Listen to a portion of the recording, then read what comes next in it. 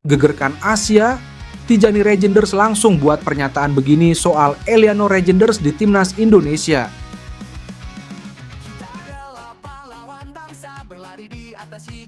Reaksi gelandang AC Milan usai adiknya ditepikan Shin Tae-yong di timnas Indonesia.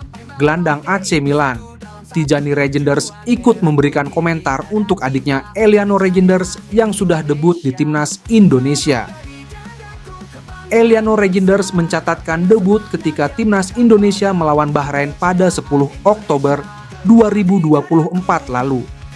Kala itu pemain PEC Zwolle masuk sebagai pemain pengganti. Ia menggantikan peran Sandy Walsh di babak kedua. Tijani Regenders menyambut dengan bangga atas kesuksesan adiknya yang mencatatkan debut bersama timnas Indonesia.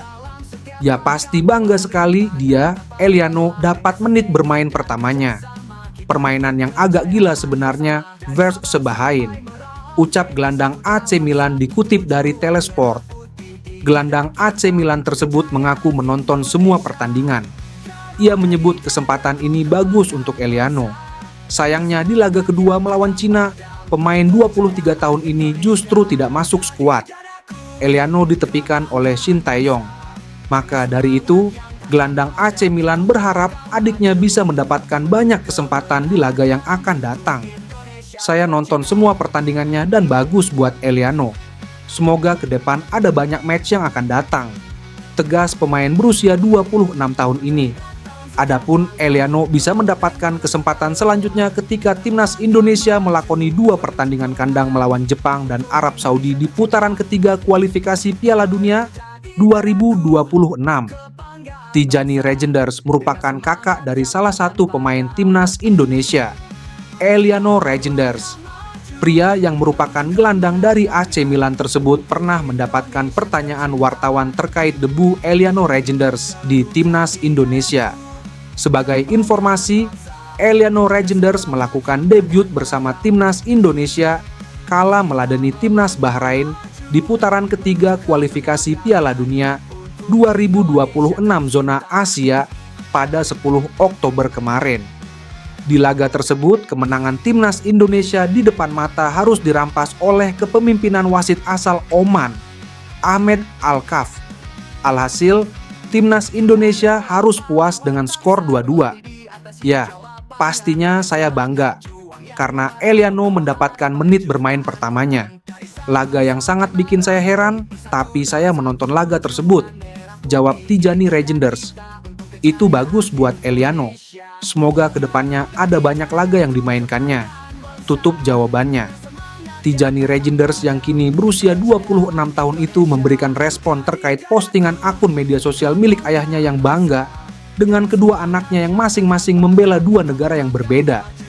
Pastinya ayah kami sangat bangga untuk hal itu, tutup potongan wawancara tersebut. Tijani Regenders sejatinya merupakan pemain incaran pelatih Shin Tae-yong untuk memperkuat timnas Indonesia. Namun dirinya menolak karena punya peluang untuk membela timnas Belanda. Benar saja, Tijani Regenders kini membela timnas Belanda. Di sisi lain, Indonesia versus Bahrain di GBK masih tanda tanya.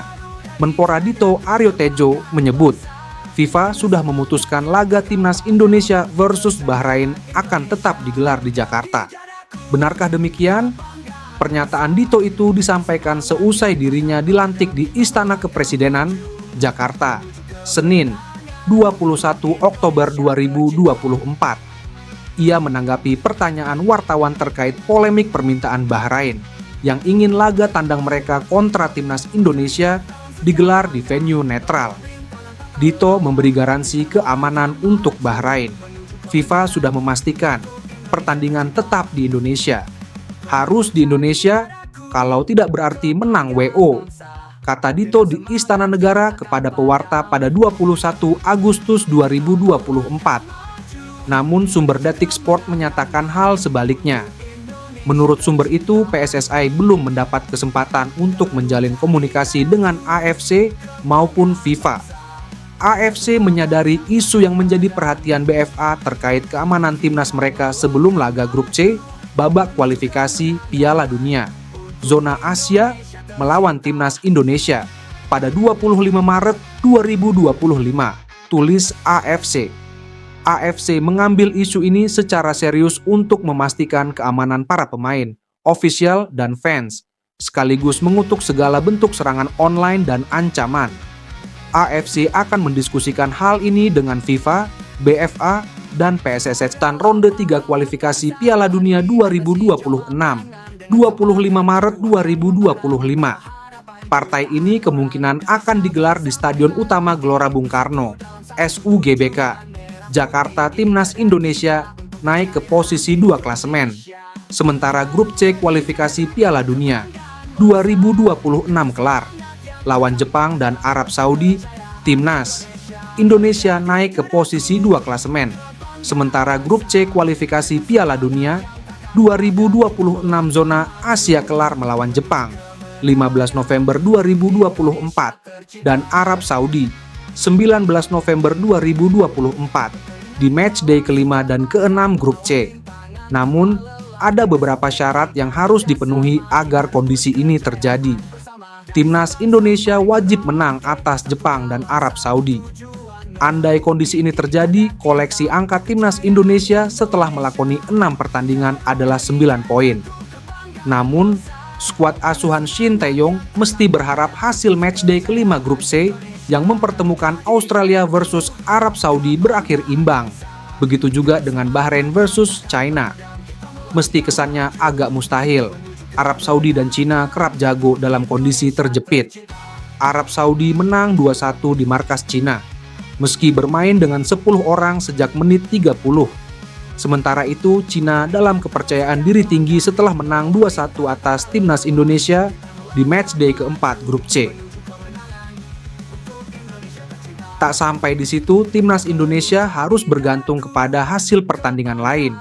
Skuad Garuda mesti berharap di matchday ke-6 grup C Jepang menang di markas China, serta laga Bahrain versus Australia berakhir imbang. Jika kondisi ini terjadi, Timnas Indonesia akan duduk di posisi 2 dengan 9 angka. Posisi 2 merupakan batas akhir tim yang lolos otomatis ke Piala Dunia 2026. Meski Shin Tae-yong menargetkan Timnas Indonesia finish keempat di grup C, skuad Garuda sejatinya memiliki kapasitas untuk finish 2 besar. Karena itu, menarik menanti aksi lanjutan Timnas Indonesia di babak ketiga grup C kualifikasi Piala Dunia 2026 zona Asia.